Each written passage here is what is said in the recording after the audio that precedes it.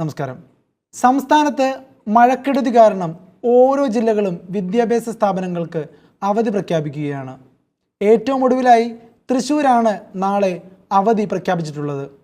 കാസർഗോഡും മലപ്പുറത്തും ചിലയിടങ്ങളിൽ അവധി പ്രഖ്യാപിച്ചിട്ടുണ്ട്. ഇതിനിടെ തിരുവനന്തപുരത്ത് നിന്നും ഒരു അവധി വാർത്തയുണ്ട്. ഭീമാപ്പള്ളി ദർഗാ ഷെരീഫിലെ വാർഷിക ഉറൂസ് മഹോത്സവത്തോടനുബന്ധിച്ച് ചൊവ്വാഴ്ച തിരുവനന്തപുരം നഗരസഭാ പരിധിയിലെ എല്ലാ സംസ്ഥാന സർക്കാർ ഓഫീസുകൾക്കും വിദ്യാഭ്യാസ സ്ഥാപനങ്ങൾക്കും പ്രാദേശിക അവധി പ്രഖ്യാപിച്ചിരിക്കുകയാണ്. മുൻ നിശ്ചയപ്രകാരമുള്ള പൊതുപരീക്ഷകൾക്ക് അവധി ബാധകമായിരിക്കില്ല.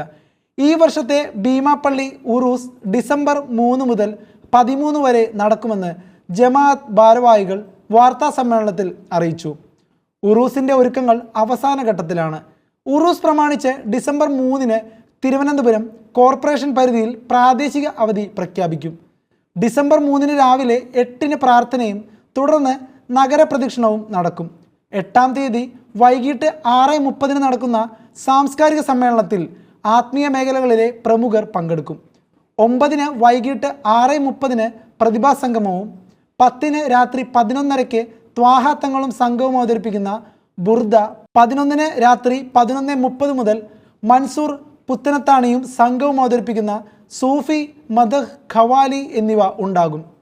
സമാപന ദിവസമായ 13-ന് പുലർച്ചെ 1-ന് പ്രാർത്ഥനയ്ക്ക് ഭീമാപ്പള്ളി ഇമാം സബീർ സഖാഫി നേതൃത്വം വഹിക്കും.